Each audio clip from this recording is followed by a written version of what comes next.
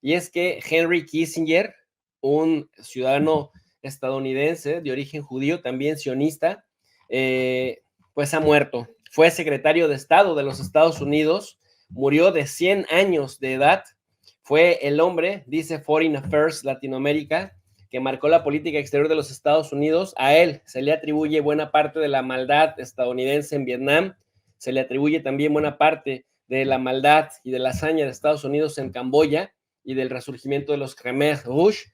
En América Latina se le atribuye el Plan Cóndor y la desestabilización de gobiernos que se oponían a las políticas intervencionistas de Estados Unidos en la región. A él también se le atribuye la frase de desaparecer a los palestinos si los palestinos eran un obstáculo para la consolidación de Israel en el Medio Oriente. De verdad que uno lo ve viejito, lo ve chonchito, tiernito, jorobadito, y uno siente pena por el abuelo cuando recuerdas que ese abuelo tuvo muchísimo poder y fue consejero de los principales hombres que tomaron decisiones en torno a la muerte, no de miles, de millones de seres humanos en el planeta.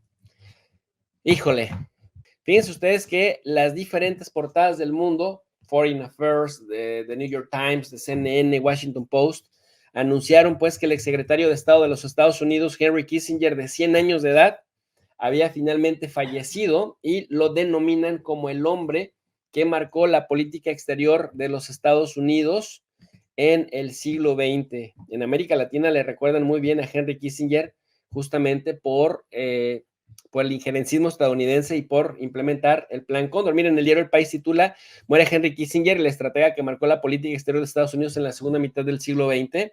El Financiero de México también pone lo mismo. Muere Henry Kissinger, exsecretario de Estado de Estados Unidos, que fallece a los 100 años. Infoemba, así le dicen a este medio argentino por mitómano, muy alineado a la Embajada de Estados Unidos, dice Henry Kissinger, el rol de Estados Unidos durante la masacre de Tlatelolco y los golpes de Estado en América Latina. El diario de izquierdas, La Jornada, escribe, murió a los 100 años Henry Kissinger. El diario El Universal, de derechas, dice, muere a los 100 años Henry Kissinger, el hombre duro de la política exterior de Estados Unidos. Si lo ves así de tierno, pachoncito, hasta te da ternura, ¿no? Pero luego cuando sabes quién es y lo que tiene detrás y que millones de seres humanos murieron por sus decisiones, te das cuenta que nadie es eterno en el mundo y que a cada quien se le llega su día. El de New York Times también pone Henry Kissinger muere a los 100 años, marcó la historia de Estados Unidos en la Guerra Fría. La revista Proceso de México dice Henry Kissinger, uno de los más influyentes políticos estadounidenses, murió a los 100 años. El economista Henry Kissinger, diplomático estadounidense y premio Nobel, murió a los 100 años. Así que nada más para que se den una idea, luego dicen, oh, es que fulanito fue premio Nobel. Bueno, hasta gente que no gana premios Nobel se inventa que gana premios Nobel porque según esto les da estatus. Pero cuando ves que hasta a este señor, a Henry Kissinger, le dieron un premio Nobel, te das cuenta que pues eso del premio Nobel en realidad no vale nada, pues es pura grilla, pura política. No es cierto que destacan a los humanistas, porque si le dieron premio a este señor que tiene millones de muertitos bajo su conciencia, bajo su armario, pues cuáles son los criterios del premio Nobel, ¿no? Y esto es precisamente lo que destaca la revista Rolling Stone, que pone justamente así tal cual. Miren ustedes, la portada de Rolling Stone. Henry Kissinger, un criminal de guerra, amado por la clase gobernante de los Estados Unidos, finalmente muere. La infamia, dice, la infamia de la arquitectura política, de la política exterior en la época de Nixon, eternamente al lado de los peores asesinos en masa de la historia, una profunda vergüenza, ¿no?, adjunta al país, lo celebra. Esto lo escribe Spencer Ackerman de la revista Rolling Stone, una revista de mucha circulación allí en los Estados Unidos. Vean ustedes, 29 de noviembre, Pero me llama mucho la atención esto que dice, la afición de la clase gobernante de Estados Unidos a amar a los criminales de guerra, que así es como definen a Henry Kissinger en The Rolling Stone. Raro, pero también existe la autocrítica. Vean ustedes, y además le pone buen viaje. Henry Kissinger, criminal de guerra amado por la clase dominante o gobernante estadounidense, finalmente muere. El arquitecto de la infamia de la política exterior de Estados Unidos, que se ubica eternamente, pues, al lado de los peores asesinos en masa de la historia. Una vergüenza más profunda pesa sobre el país que lo celebra. Bueno, y el país que lo celebra, pues, lo sigue celebrando con frases como esta. Miren ustedes, por ejemplo, el de New York Times, el titular que le dedica. Henry Kissinger ha muerto a los 100 años. La historia de la Guerra Fría de la Nación le dio forma. Fue el secretario de Estado más poderoso de la posguerra y fue a la vez celebrado y vilipendiado. Su complicado legado aún resuena en las relaciones con China, Rusia y Medio Oriente. Recuerdo que hace poco fue entrevistado y le decían, oiga, y si le piden que asesorara a los actuales funcionarios de los Estados Unidos, ¿qué? No, pues dice, yo sí los asesoraría, me gustaría ir a China a ver cómo está el equilibrio de poderes todavía. O sea, todavía tenía energía, pues era un hombre vital, ya viejito y todo, pero quería todavía. Miren cómo lo define CNN. De última hora llega información, el exsecretario de Estado de Estados Unidos, de una de las figuras claves en la diplomacia de Washington por varias décadas, Henry Kissinger, falleció a los 100 años de edad. Le repito, Henry Kissinger falleció a los 100 años de edad, según reportes este miércoles de su agencia consultora. Kissinger nació en Alemania con su familia, llegó a Estados Unidos en 1938, huyendo de la persecución nazi. Estudió en Harvard, donde enseñó relaciones internacionales por casi 20 años. La presidencia de Richard Nixon inició su carrera en la diplomacia de Estados Unidos, jugó un papel central en la apertura de Washington con China, así como en la negociación para terminar la guerra del Yom Kippur en Medio Oriente y el fin de la guerra en Vietnam, entre muchas gestiones exitosas. Kissinger ha escrito 21 libros y durante décadas ha venido siendo consultado por los presidentes de los dos partidos y muchos líderes internacionales. Descanse en paz, Henry Kissinger. Descanse en paz. A ver cómo le va cuando llegue ahí con el chamuco, y yo creo que el chamuco va a correrle, porque de verdad, este señor, yo creo que sí se habla de tú a tú con el chamuco. De verdad, una cosa tétrica. Y de hecho, pues en México, miren, de verdad, otra cosa sintomática de la clase gobernante mexicana, sobre todo de la rapaz clase política del PRIAN. Luego prianistas en el Twitter diciendo, ¡oh, cuánto lo sentimos, que ha muerto un gran ser humano! Uf, de no creerse, ¿no? De no creerse. Entre ellos, un tal Manlio Fabio Beltrones, uno de los dirigentes más, ¿cómo les puedo decir? Más desprestigiados del PRI en México, y que luego te das cuenta, pues, qué tipo de personajes son. Miren ustedes lo que escribe. Henry Kissinger marcó una época en las relaciones internacionales, sí, la de los planes de intromisión y de los golpes de Estado contra países latinoamericanos, por ejemplo, de Salvador Allende, metiéndole contexto, pues. Su contribución al estudio de la diplomacia y las dinámicas de poder entre los países seguirá siendo un legado relevante para esta y las siguientes generaciones. Y bueno, le han respondido a Mario Fabio Beltrones tremendamente. Y aquí ponen algunos también de sus libros, de sus memorias, El Orden Mundial, Mis Memorias, etcétera.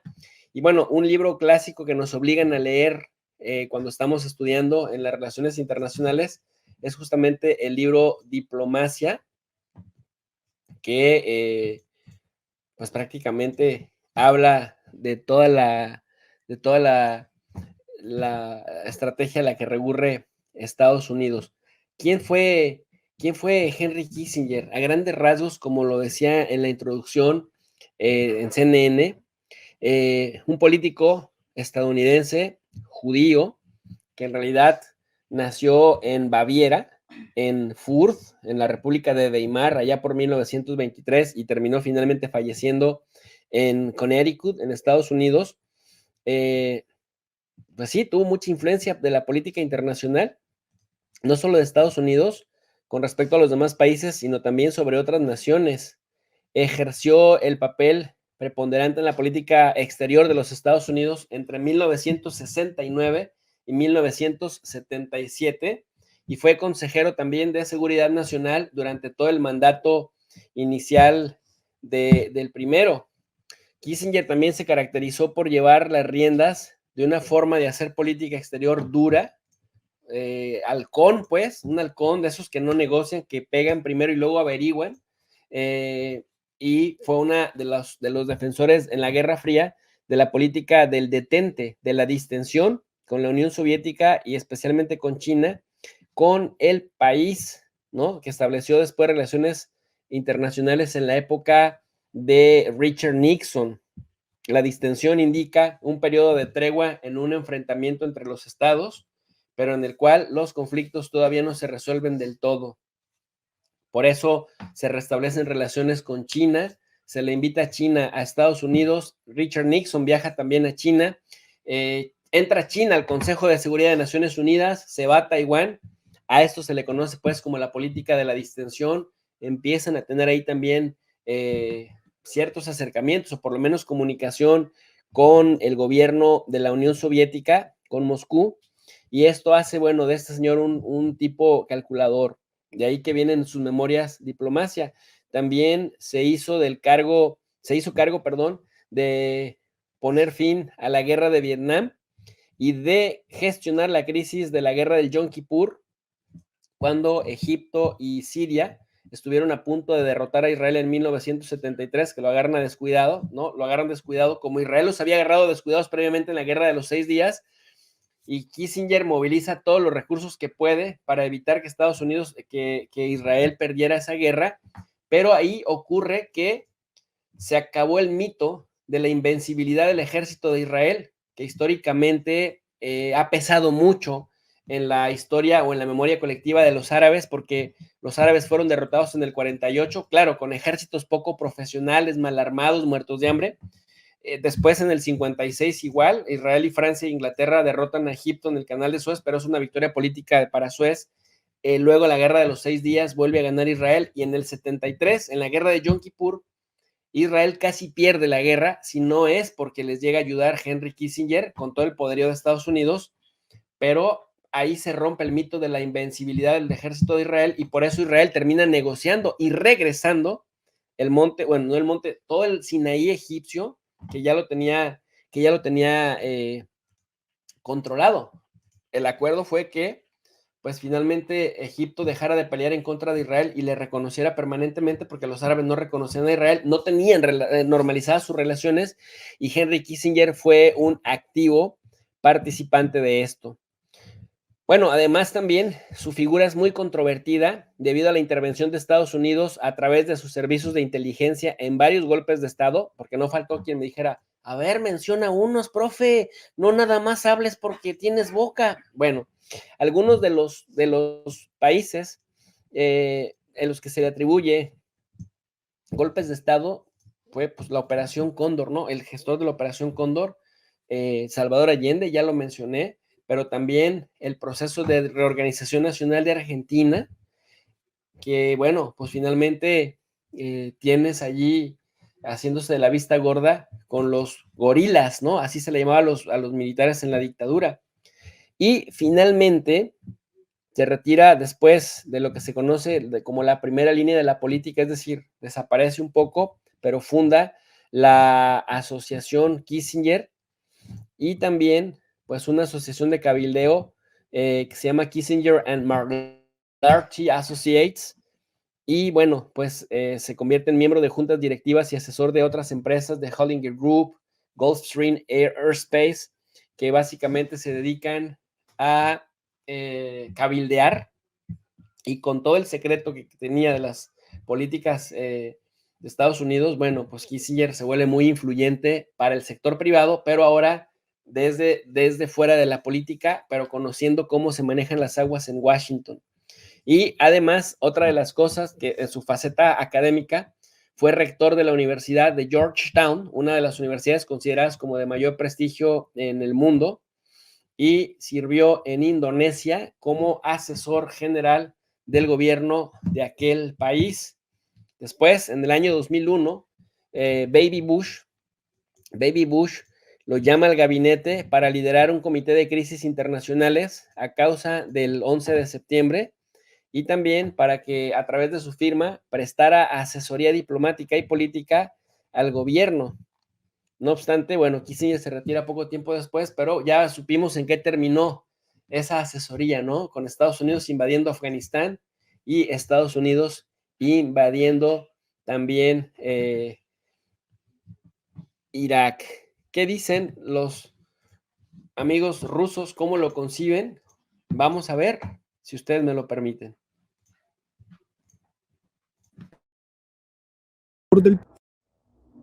El 2 veces secretario de Estado de Estados Unidos y ganador del Premio Nobel de la Paz, Henry Kissinger, ha dicho durante décadas que incluir Ucrania en la OTAN es una mala idea.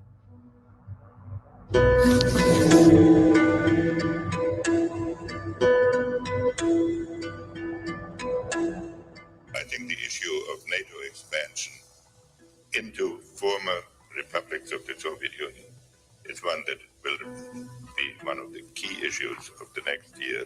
I was opposed to taking in Ukraine and Georgia, which isn't happening now anyway, because I believe the position of Ukraine is so sensitive with Russia. So much of Russian history is tied into it. I think we can deal with Russia on issues like the Islamic world, despite what's going on in Syria, on a somewhat cooperative basis. But I would avoid the temptation of mixing into the domestic politics of Russia to the degree that we are sometimes tempted to do. En 2014, Kissinger publicó un artículo en el diario The Washington Post en el que enumeró varias claves sobre la crisis en Ucrania. Occidente debe entender que para Rusia, Ucrania nunca podrá ser simplemente un país extranjero. La historia rusa comenzó en lo que se llamó la Rus de Kiev. La religión rusa se extendió desde allí. Además, advirtió que Ucrania no debería unirse a la OTAN. If the eastern border of NATO is put at the eastern border of Ukraine, it is within 200 miles of Stalingrad and 300 miles of Moscow.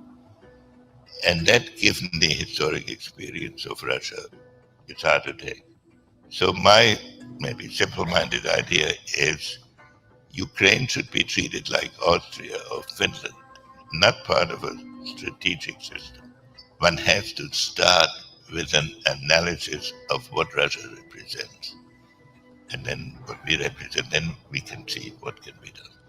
For Russia, historically, Ukraine has been part of their territory at least for 400 years.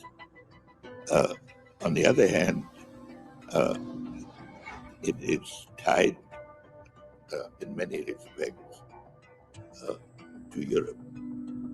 So I personally, which is a minority view, I have thought it was unwise to try to include Ukraine in NATO. Pues como ustedes pueden ver, estaba completamente lúcido Henry Kissinger, 100 años de edad, y todavía hace unos 6 meses le entrevistaron y con esa misma lucidez, diciendo que era una imprudencia por parte de Estados Unidos querer incorporar a Ucrania a fuerzas a la OTAN, que habría que hacer previamente la evaluación de lo que Rusia significa y lo que significa Estados Unidos.